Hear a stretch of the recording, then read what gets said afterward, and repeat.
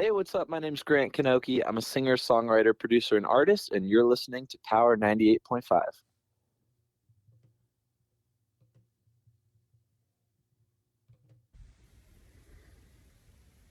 Hello, everyone. This is writer, director, and illustrator Jason Ragosta inviting you to tune in this Monday, September 26th, to hear myself and the amazing Stephen Cuoco talk about my upcoming release of my feature film, Symphony. It's a horror anthology that was born of Clubhouse. I'm going to tell the story of how me and a bunch of other lovely people created this thing. And you can tune in, like I said, Monday, September 26th at 1 p.m. on Power 98.5 and hear all about it. We hope you'll join us. And until then, have a great day. We don't play the social game. We are social. Power 98.5. You're listening to Power 98.5, powered by United Angels Dream, your number one resource for public relations, entertainment, and multimedia. Contact them today at unitedangelsdream.com. Hi, this is Dan Aykroyd. He's progressive. He's beautiful. He's thoughtful. He's intelligent. He's powerful. He's positive. He is Stephen Cuoco on Power 98.5 satellite radio. Hi guys, I'm Sam Fuka. I'm an Australian Olympic diver, and you're listening to Power 98.5. Empowering listeners from the US to the UK. Live on air with Stephen Cuoco.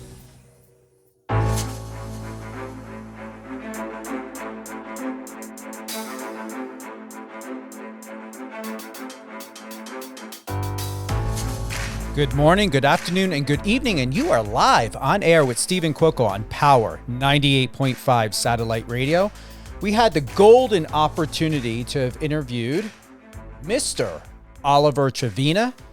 He's got the Cali Water. Him and Ms. Vanessa Hudgens definitely was a great talk this morning.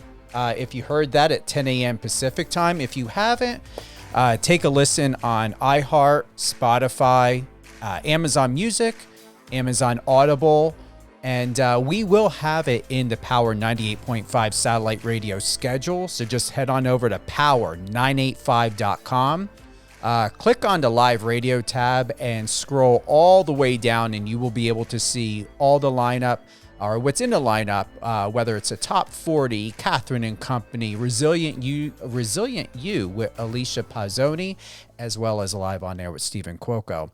We also have special editions that we are airing on Power 98.5. So don't forget, and please let all of your friends and family know to download the Power 98.5 satellite radio iOS and Android app.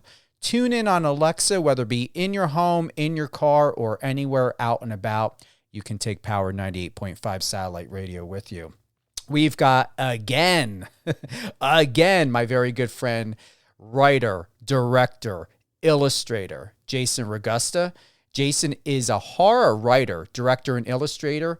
He has written and directed multiple short films, including Boy in the Dark, ZTV Symphony for the Devil, and Mother Love. He is also a writer and illustrator of ZTV, Undead Empire, a graphic novel expansion of his ZTV universe. By day, Jason serves as the editorial manager at Halon Entertainment, an NEP Virtual Studio Company. Jason, thank you for being with us today. Thank you so much, Steve. Always a pleasure to be here. And it's always a pleasure to see your face, and that promo video. I appreciate you going out of your way doing that. Everyone loves to watch them. Oh, it's no problem at all. It was fun. So congratulations. The last time we spoke, it was in the making. We talked about it, we heard about it, and now it is real. It is official. The film is debuting. It is. It's so exciting. The last time we talked, I think, was like right after we had completed our segment of the film, Mother Love. And then all this crazy stuff happened afterward, and festival runs for ZTV. And, we went to Comic-Con with Symphony and all of that, which I'm sure we'll get into. But yeah, it was super, super exciting. And now we're going to be premiering at the Brooklyn Horror Film Festival on October 15th. We're actually in the afternoon. It's like 3:25 p.m. EST, and that's going to be the world premiere of the film, which is so exciting. And then we'll have a second chance for people that are in Columbus, Ohio. We're also going to have our Midwest premiere at the Nightmares Film Festival, and that takes place from October 20th through the 23rd. And we're not able to really talk about. It hasn't been announced when it's going to be yet, but that information will be on my social channels if people check it out. And then the film actually comes out officially on October 21st in theaters and VOD streaming. So it's very exciting. Yeah, our little film has grown into a reasonable sized oak, apparently. So we're very proud of it and excited. It's been a year, right? Yeah. And it's crazy because, originally, so the whole thing started when we were on the Clubhouse app late one night, and we were talking to one of the best human beings in the universe, Sebastian Bazille, and he had a group of us that all loved horror. We were talking about films like Christine and Firestarter and all these old like crazy horror films, Hellraiser. And he was like, well, we all love horror films. Why don't we make a horror anthology? And all of us were like, yeah, let's do that. That'd be cool. And then our buddy Hank Pena, who was in the room, turned in a script within 4 hours. He got so excited. And then Sebastian took the whole thing seriously. And then the rest of us had scripts to him within the next couple days. We had a writer's room meeting over Zoom that lasted 7 hours, I think a week and a half later. We addressed any notes, and then we got the kind of green light to go shoot. They sent us a little bit of money. And then the first two shot within 2 weeks. That was Mark A. Pritchard, who's an amazing writer, director, and author. And then my buddy J-Dubs, Mr. Jason Wilkinson. Those guys, I don't know how they shot so fast. We had a lot to prepare on ours. But these guys got that thing out there. And then what was cool is by the time Fangoria did the first article on us, we had these beautiful frames from what Jason and Mark had shot. And then I had illustrated a pre-production poster that was the skeleton with the cello and the fire. So we looked pretty cool and like we really had our act together when that article came out. And then the next step in the chain was when our other executive producer, Michael Galvin, he cut this amazing trailer. He worked so hard on it. He's worked as a professional editor and all kinds of other things in the film business before, for very big organizations like the actual channels on TV and stuff like ABC, that kind of thing, NBC.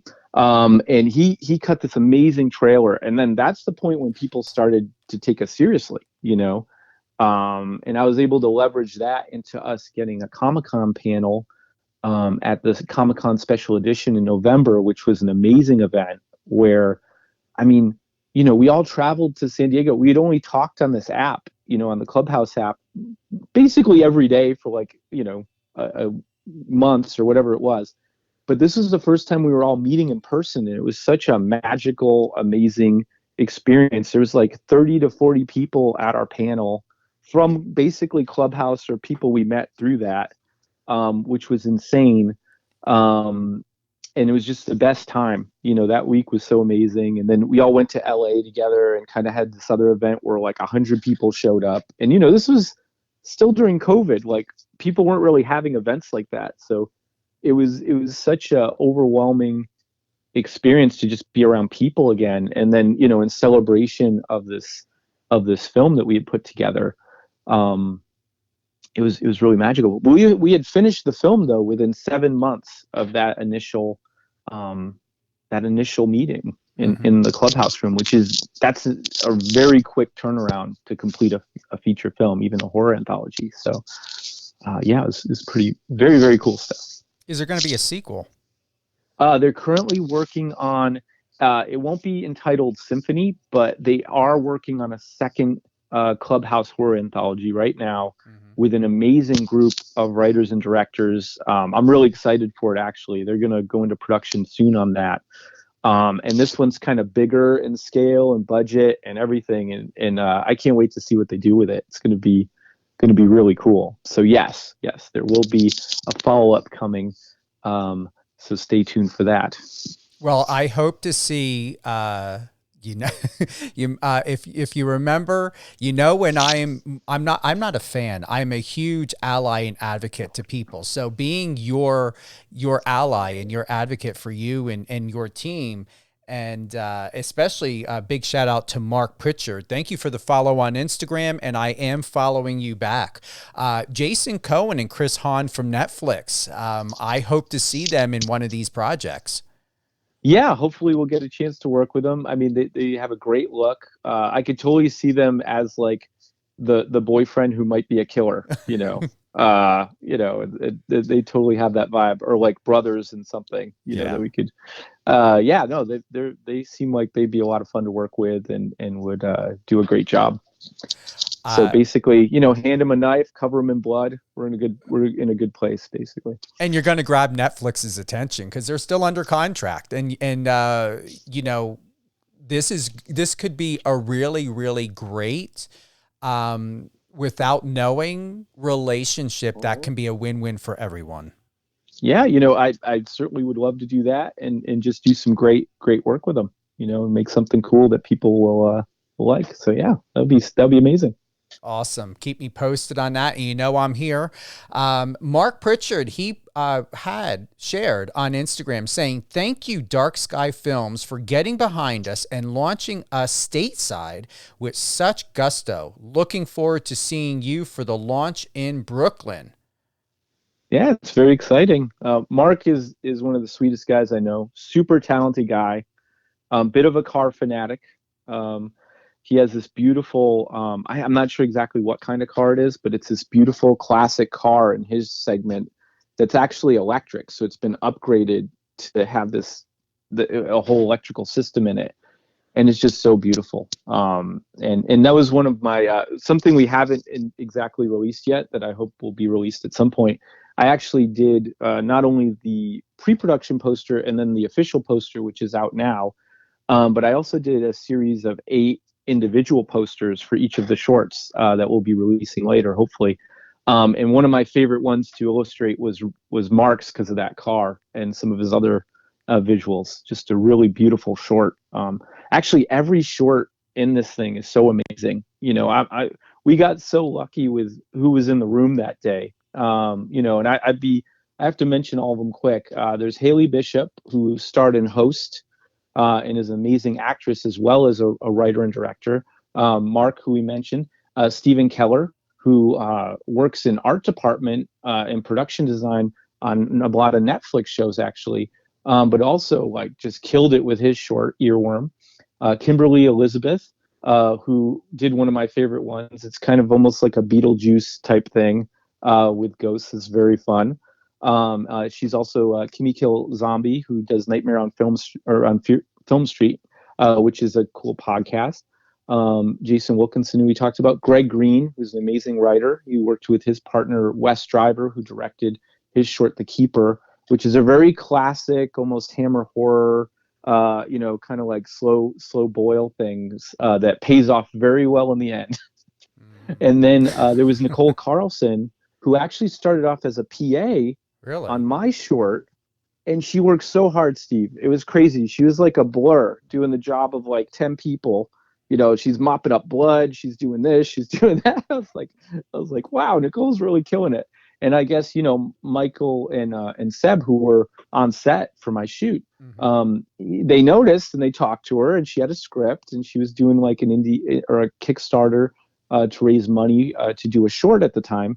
And it just happened to dovetail perfectly into what we were doing. So she got included as well and did a fantastic job with her short, Maternally Damned. Yeah. Wow.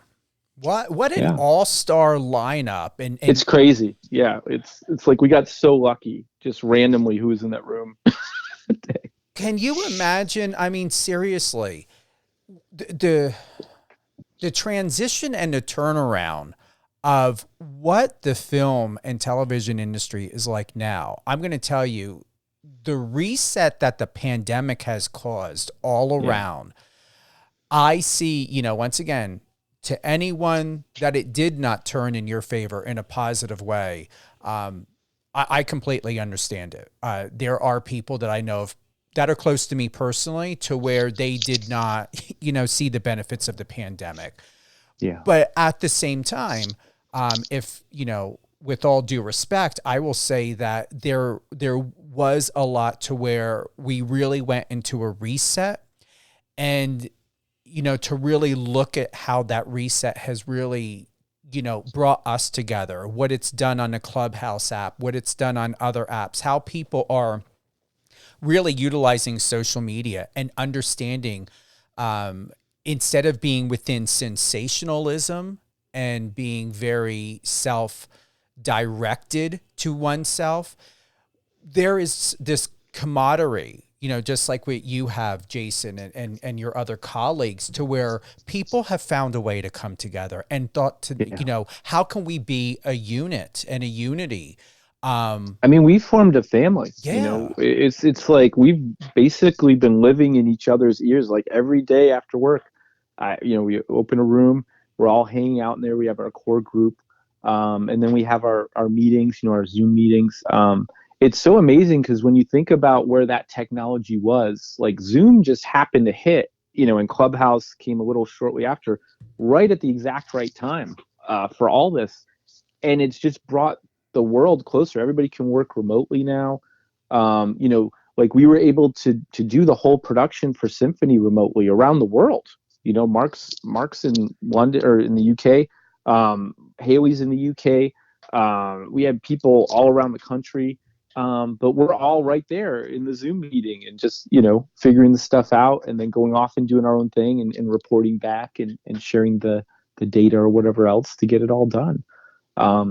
It really has just brought, even though it kind of isolated us in a way, it forced us to reach out and connect, worldwide through technology. And I think, at least for me, it was pretty extraordinary experience. And I don't know what it would have been like, honestly, that kind of isolation without something like Clubhouse.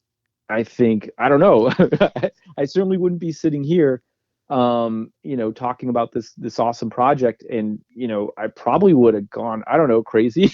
Like maybe I'd just be like some cave dwelling creature now. I don't know. I mean, think about that. Just not being able to talk to anyone and being locked inside, I think would be just horrifying. But yeah. Are you still, I'm going to be transparent. I'm not on Clubhouse as much as I used to be. I think it's because I think we met on Clubhouse. We did. And it was really doing, I'm just going to be transparent. It was at its best when I met you on Clubhouse. Now it's, it's changed a lot. So are you still on there? Is it working? Oh yeah. Well, there's a secret about Clubhouse, Steve, that I can tell you. Okay. It's not like the other social media platforms, in my opinion. Mm-hmm. It's not about volume. It's not about having thousands of followers or like reaching a ton of people. It's about creating a core group of professionals or a social group, people that you really bond with, that you then collaborate with, you do projects with, you get business deals going with, or you just hang out. It's about finding your tribe and spending time with them and having access to them wherever you are, whatever you're doing. That has been the strength for us. Like our favorite rooms have maybe 6 to 12 people in them. That's our core group. But we also have, the guys who actually started the kind of horror community or the film community on Clubhouse were Jed Shepard and Alex Neuer, and then Sebastian Bazile and a few others. And basically, Alex and Jed had a room called Shorts to Features that was on Mondays at 3 p.m. That still happens occasionally, but it would be great if they happened more often because I really miss it. That basically gave advice to people about how to make like a 2 to 3 minute or like 3 to 5 minute short film, and how to then leverage that into making a feature, their first feature, which was an amazing thing. And both Jed and Alex had done that, Alex had directed Sound of Violence, which was, premiered at like South by Southwest, had Jasmine Savoy Brown in an amazing film for people that haven't seen it. I believe that one was available on Hulu through like Showtime, and then you could always rent it. Really, really amazing film about a woman who has synesthesia and gets this elation from the sound of violence and the sound of skulls crushing and people suffering. It's really intense. And then Jed was a writer on the film Host and then Dashcam, which are two of the best found footage films made ever. Like I think Host is rated as the scariest film by Science. Like it was actually like they put like heart monitors or something on people, and it just scared them more than every other film. I guess it just narrowly beat Sinister, I believe, which is pretty amazing accomplishment. But yeah, so the other room was Jed's Clubhouse of Horror, I believe was the name of it, and that was on Thursdays, and that would be at like 4. But he'd have these amazing guests like Barbara Crampton and Kelly Maroney and Bonnie Aarons, and all of these amazing like horror, royalty from around the world. And those people showed up to our events. When we went to Comic-Con and to LA, we actually got to hang out with them. And there's pictures of all that on my Instagram. And it's just been such an extraordinary thing. I got to go have drinks with the nun from The Conjuring. She's like taking photos and she's the sweetest woman in the world. Like Bonnie's amazing. I can't wait to work with her, Barbara and Kelly in the future, Mm-hmm. But I grew up watching these films, and it was just such an amazing thing to as someone who grew up in Connecticut and was pretty far from the film industry growing up. Now I'm in San Francisco. I go back and forth to LA, and I work at Halon, which works on major motion pictures. But like when I started out just wanting to make films in Connecticut, I couldn't have been farther from my goal, or like I didn't know anybody in the industry. It was nothing like that.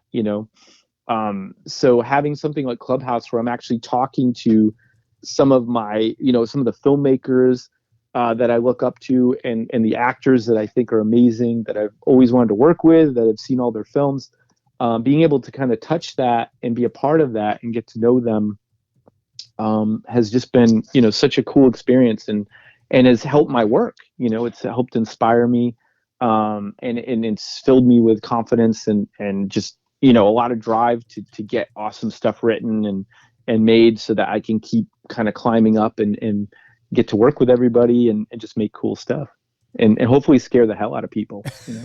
Ideally. I'm gonna tell you. I'll let you know if you scared me. I will.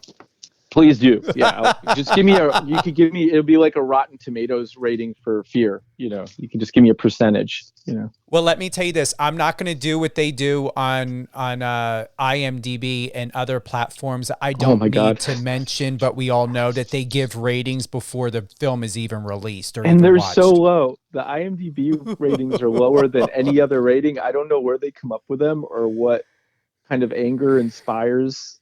Like, it'll be a really good movie too, and it'll be like a 6. I'm like, well, how did they get to that number? Like, oh my goodness, that is insane. Oh, it is. It is so refreshing to have you back on. I'm just going to go ahead and, as they usually say in Clubhouse, I'm going to reset the room, but we're not resetting Jason. We have writer, director, illustrator Jason Ragosta. Jason is a horror writer, director, and illustrator. Can we add producer? You're producing, right? I do. Yeah, I produce with my producing partner, Marissa Garay, who's amazing. She has a company called Garbo Films. She was the producer on ZTV and Mother Love, and another film that we're currently in post-production on called The Alchemist's Daughter. And hopefully as we move into features next, that'll be what we'll be doing next, producing together. So yes. And then also Crystal McKnight was another producer on the film. And then Margaret Carrigan. Oh my God, Margaret. So she is the owner and operator of Pandora Effects, which does all of our special effects and creatures on basically all my films, going all the way back to Boy in the Dark. But she's also kind of a producer in her own way sometimes on some of the projects. And with Mother Love, which was my segment of Symphony, it was a family affair because, Margaret was heading up the makeup department and like doing all the makeup effects, and her and I designed the clown mask for the killer that's featured in all the all of the, in the trailer and all of the branding for Symphony, like the frames they've shown so far for the release. We custom made that. Like I did some concept art, she did the sculpt, and we custom built that mask and that character, which was so much fun. And also I think Walter Welsh helped as well. He ran the mask and when they actually did the mold. Margaret and Walter were both on the show Face Off, which was really cool, and a lot of their people are from that. But also Margaret's son Rurik is in the film, and he did an amazing job. And directing like a 5-year-old was a journey. But I knew Rurik very well because I pretty much his like godfather. So I know him. I knew that I wasn't going to be able to direct him, but more create scenarios where he can kind of do his thing, and we would wrap that around it. And boy, did he deliver. I won't give any spoilers, but when our short ends, I think Rurik has one of the greatest moments that really surprises people and have reacted very strongly to. And then Margaret's husband, Tony Aldrich, he played the killer, the guy in the clown mask, which worked out really well because when he's grabbing the kid and stuff, it's his son. So he's not as afraid. And then Tony also is an amazing blood guy. Like he can make blood perform, and he can do it on the first take. Second take, we're out. Like the guy nails it every time. He's one of my favorite people, as is Margaret and Rurik. But yeah, it was such a tight knit group that we had. And then working also with Christine Garilaga, our lead. She's an amazing actress. I mean, she gives the fear and the whole Scream Queen vibe, but she also comes off tough and dangerous and scary. She had this whole range, and then the emotional, dramatic aspects of her being a mother to Rurik's character. I mean, she just delivers so much in such a short amount of time with so little dialogue that it's really amazing. And then also she's a writer director in her own right. It's basically a shooting star. I mean, she's going to be doing features very soon, I think. And she works very closely with her partner, Stephen Krimmel as well. And currently Steve and I are doing a little short. We're doing a little, well, it's not exactly found footage, but we're doing a little short together that I'm really excited about as well. Awesome. I really appreciate that. And thank you to Mark Pritchard. I did invite him to be to be a guest on my show, and he'd make a great guest. He said, "Thank you. That's very kind. I love to." So, Mark, if you're listening, we will set up the details. And once again, we've got Jason Ragosta. I consider him a friend. Definitely, I don't say that loosely. I do consider him a friend. He has written and directed multiple short films, including Boy in the Dark, ZTV, Symphony for the Devil, and Mother Love. If you have any questions or any comments, please head on over to power985.com. Click the bottom icon in the right-hand corner. Send us your questions, comment. And the reason why I'm bringing that up is not only do we love to hear from our listeners, current and new, and if you're a fan of Jason and any of his work, please let us know. And we happen to have a question for you from Aubrey from Wisconsin. She says that she is a huge Robert Englund fan. She would like to know, would you ever consider working with Robert Englund, Rob Zombie, or Quentin Tarantino? Oh, yeah. I love all those guys. I would love to work with any of them or all of them. Absolutely. Yeah. And what's amazing, if you remember, and thank you for the question, Aubrey, Thank you, Aubrey. I had said that when we were on a phone call with Jason, that it take Quentin Tarantino and Rob Zombie and put them together, and that's you. I remember that. Yeah, you did say that. Robert Englund, I like that one. And you did mention about Nightmare on Elm Street, I guess the podcast. So do you have connections, with Robert Englund? Is that somebody that you would strongly, be working with? I think, once Symphony comes out, and then, it's still kind of up in the air what my first feature will be, but I have a pretty good idea because I might be writing it right now. I just started yesterday. Once I get into a certain position, I could approach someone like Robert Englund and hopefully work with them. He just did an amazing job in Stranger Things, in the last season of Stranger Things, and is still killing it. I grew up watching Freddy. Dream Warriors was one of my favorite films. All those crazy quips and kills. It was so imaginative and like gross. And I still remember the Roach Motel one, and the one when he brings the arms out of the TV and puts her head through. And the puppet in Nightmare 3, when he shows up and kind of cuts his own strings, he's like, creeping around. Oh, so God, much cool memories. Stuff. Yeah. I'm going to tell you Nightmare on Elm Street Part 1. My friend Danielle, she had me watch that, and I'm going to tell you, I enjoyed it, but I did do everything to not be freaked out of like that being a possibility.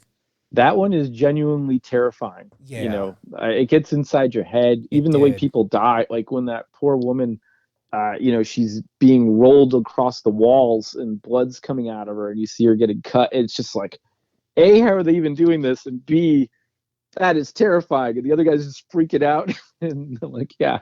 Seriously. And you just can't get away from him, because you got to sleep at some point. It's just a ticking clock, no matter how much coffee you drink or whatever else. He is waiting at the end of that that line. The way you put it, it brings me back to the memories of, I'm going to be honest. I said a prayer. I really did. I said a prayer that would not, things can be very subjective and suggestive. Yeah. And just at that time, remembering when that film, came out and everything, I was emotionally and mentally sensitive at that time. It wasn't too long to when, it was like in the 1980s, I think I was still in foster care or something. And, or I was adopted at the time. Mm-hmm. And I was still recovering from my past, and it was a mind fuck for me. I'm going to be honest. After I watched it. God, yeah. I mean, I think it was a mind fuck for all of us. But think about it. A kid alone at night in their dark room. That's what Boy in the Dark was. My short. It was about that. Like, also in my TEDx talk that I did on storytelling. The opening of that was a story from my childhood and me being terrified in the dark with this overactive imagination and coupled with like insomnia, right? I couldn't go to sleep. I'm terrified of the dark and I'm just staring into it and things are coming out of the dark at me. It's psychological, but it's like night terrors. It's like, that kind of sleep paralysis. It's scary shit. Seriously? If I'm not allowed to. No, you're fine. Yeah. Really? It's So if in the opening of my TEDx talk, you'll hear the story from my life. And then a friend told me, oh, you should turn that into a film. And that's what Boy in the Dark was. It was like a fictionalized version of it, which was cool. So I feel you, as far as, something like Freddy. Yeah. I wonder if you shared about that on the last interview that we had. I think I did. Yeah, I'm pretty sure. I must have mentioned it, I would imagine. Maybe. But to hear it now, it's powerful. Yeah, well, we're talking about it in context and then connecting it to Freddy Krueger and being hunted that way would be, that's scary stuff. And then, with your own trauma that you dealt with and dealing with that, I bet, especially as getting adopted and everything else, just the feeling of being alone in the dark must have been terrifying. Yeah. And just the fact of, growing up in the environment that I did, talk about sleep deprivation. I experienced that because you never know what could happen and where you could be. It took at times for me to fall asleep. I had to be completely emotionally and mentally exhausted. I mean, so exhausted to where, when you pass out and you didn't realize you passed out. Yep. That's the type of environment I grew up in. Yeah, because if you don't feel safe, how are you supposed to close your eyes and be trusting enough to be able to sleep? For me with the insomnia, it's the same thing. I basically, and it still goes on. Like I'm up till 5 or 6 in the morning every night until I'm just exhausted, and then I go to sleep. That's how I get all this stuff done, though. Do you do chamomile tea, or do you do anything to help with that?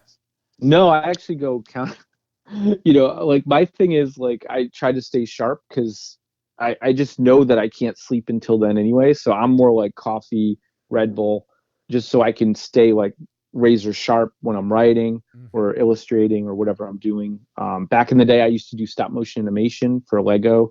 So that took a lot, so I'd be slamming the Red Bulls for that. But Really? yeah, now I don't need it every night though. Like depending on what I'm doing, if I'm drawing, I'm usually fine. It's writing, I got to stay like fully sharp. So I can't be at all kind of drowsy at all, or even just a little out of it. So that's when I'll hit the sugar-free Red Bulls or some coffee or something. But, what's funny is whether I take it or not, I don't go to sleep until, at least 4 a.m., 4 to 6. Every night? Yeah. But it's fine because Wow. what I found is I only need 3 to 4 hours of sleep. I actually operate better that way. Back when I was a kid and I used to sleep like 8 hours or more, I would be tired all day. I was like groggy. It was like too much sleep for me, but I didn't know at the time. And then once I discovered that, like I could run really well on 3 to 4 hours, and that comes from doing films, right?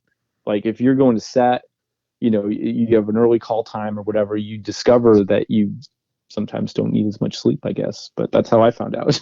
You look really good for someone that gets 3 to 4 hours of sleep a night, because there would be no way in hell I would do that. No. Thank you.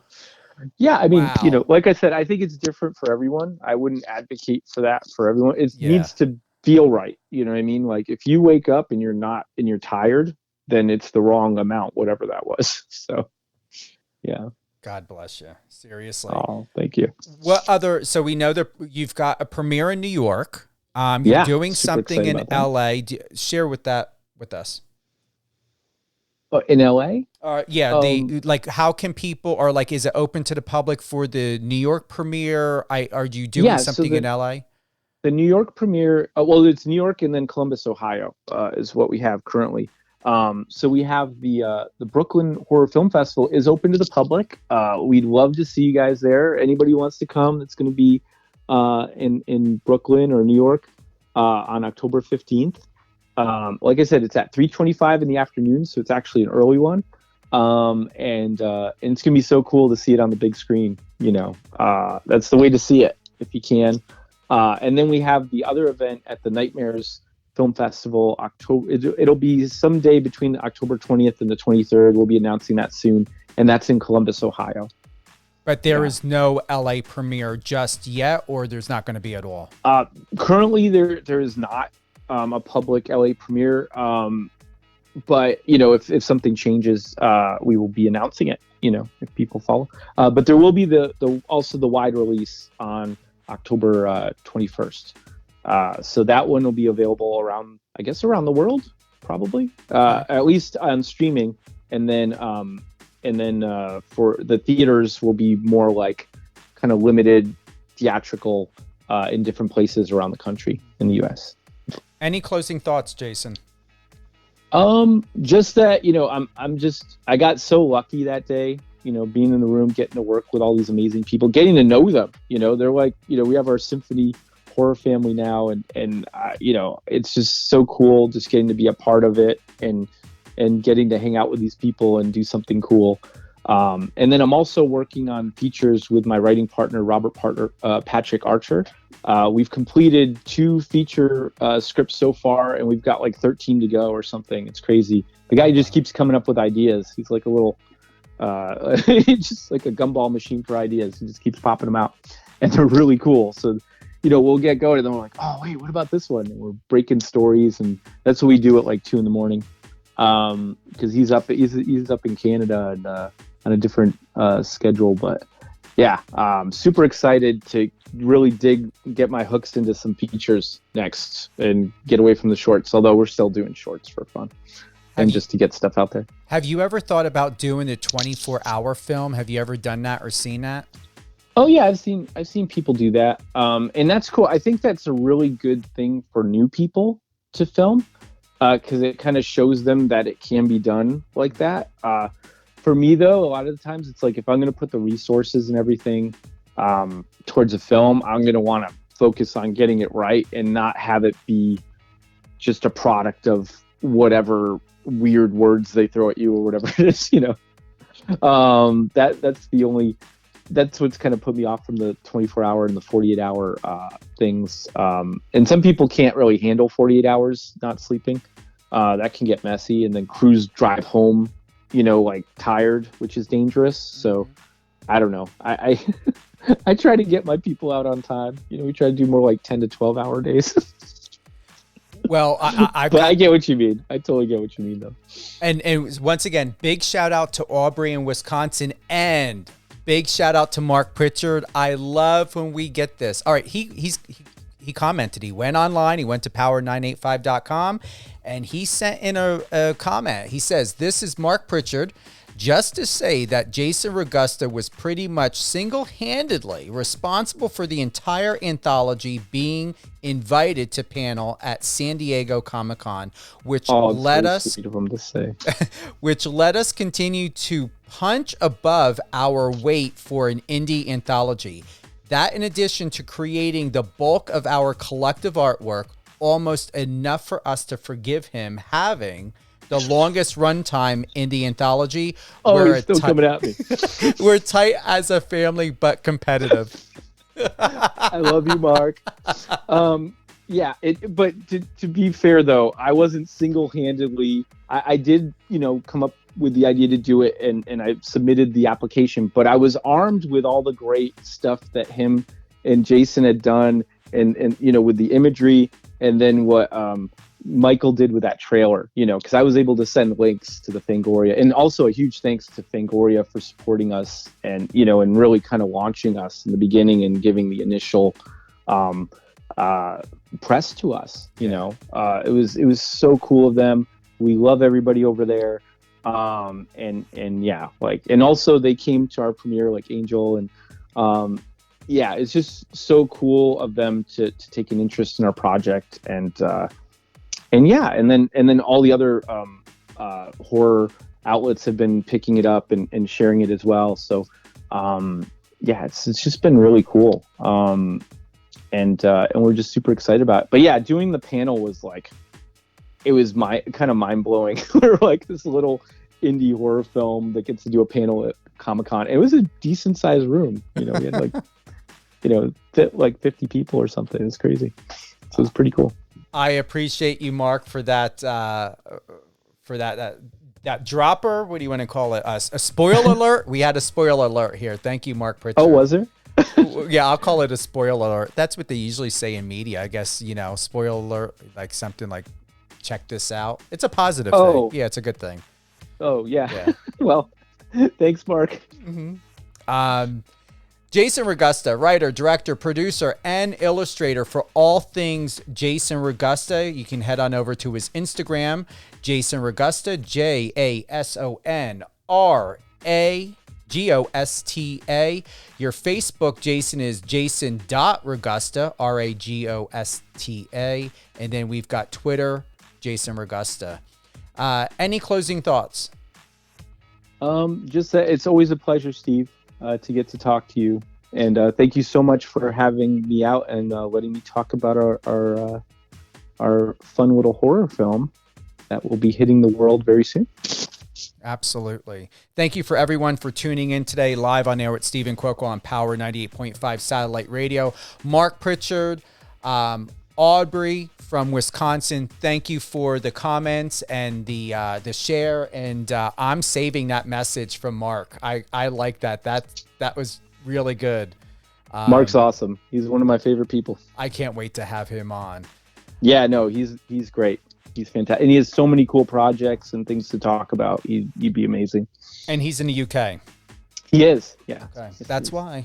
They got a great personality, so, hey. He definitely lives up to that. Anything else you want to share before we close? I know you got a 2:00. Yeah, no, I'm good. I basically, the big thing is SINPHONY and our release and our festival premieres. If you're in the area and you're able to do that, then come out and see us. We're going to be doing Q&As. We'll be there in person.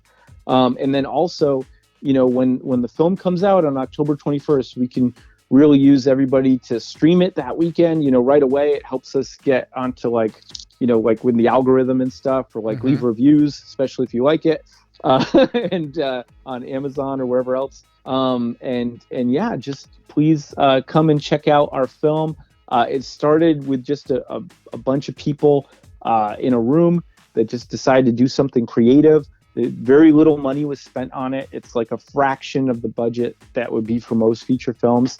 But it's already grown into such an amazing thing. I mean, God, theatrical release. I could never imagine it in 1,000 years that it would ever be in theaters when we did it. We always thought it would go straight to streaming, but along the way, people were just like, hey, wait, this is actually good. And it just kind of keeps climbing, like what Mark was saying about punching above our weight. We've done that consistently from the beginning, and we've just climbed this mountain to where now we're here, and we're just super excited to share it with the world.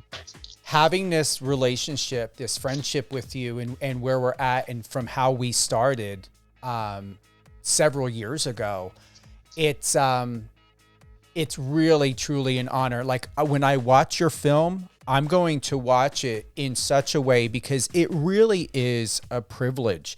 I don't know if most people know this, but to know somebody who is part of the project, the writer, producer, director, the music score, actors, all the above, it really enhances and emphasizes the feeling and the mood and the connection to the film and to the project when it's watched. Absolutely. Yeah. And actually our composer, David Feslian, did an amazing job. He scored my short and a bunch of the other ones and kind of served as the overall composer.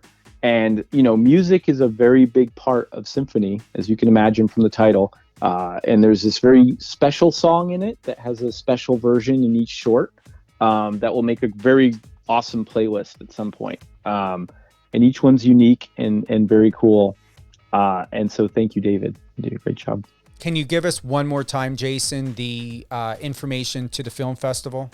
Yeah, so it's the Brooklyn Horror Film Festival, which will be Saturday, October 15th at 3:25 p.m. EST. And tickets are available to purchase along with festival passes through a link in my link tree on Instagram, if anybody's looking for it. And then also for the Nightmares Film Festival, that one will be taking place from October 20th to the 23rd, 23rd, in Columbus, Ohio. And I'm not sure exactly what day or time yet, but we'll be announcing that as soon as it comes out. And then it will be released in theaters and VOD streaming October 21st. Awesome. And all great things, Jason Ragosta. Instagram and Twitter, Jason Ragosta. JASON RAGOSTA, and Jason's Facebook is Jason.Ragosta. Thank you again for being with us today. It is truly an honor to be here, and I'm really surprised of how you guys were able to pull this all together in such a short amount of period of time for this Pretty project. wild, huh? Very wild, very unheard of. Thank you so much, Steve, and the honor is mine. Absolutely. Always. Thank you. Thank you again to everyone. Mark Pritchard, Aubrey out of Wisconsin. You guys help make this station, Power 98.5 satellite radio, what it is today. Check our schedule, power985.com. Go to live radio or listen live. And you'll be able to see the schedule, all upcoming shows, Catherine and Company, Resilient You with Alicia Pazzoni, and more. We have upcoming, we just had Oliver Trevenna today. We had Jason Ragosta today. We've got Isaiah Campbell on the 29th at 1 p.m. Pacific. We got Sean Say, October 6th, 12 p.m. Pacific, and more. Thank you for being part of our family as we appreciate you and all that you do in the world. Jason Ragosta and Mark Pritchard and everyone else, thank you for being you, and we look forward to having you on our show now and always, and in the future. You are here with us live on air with Stephen Quilk on power985.com.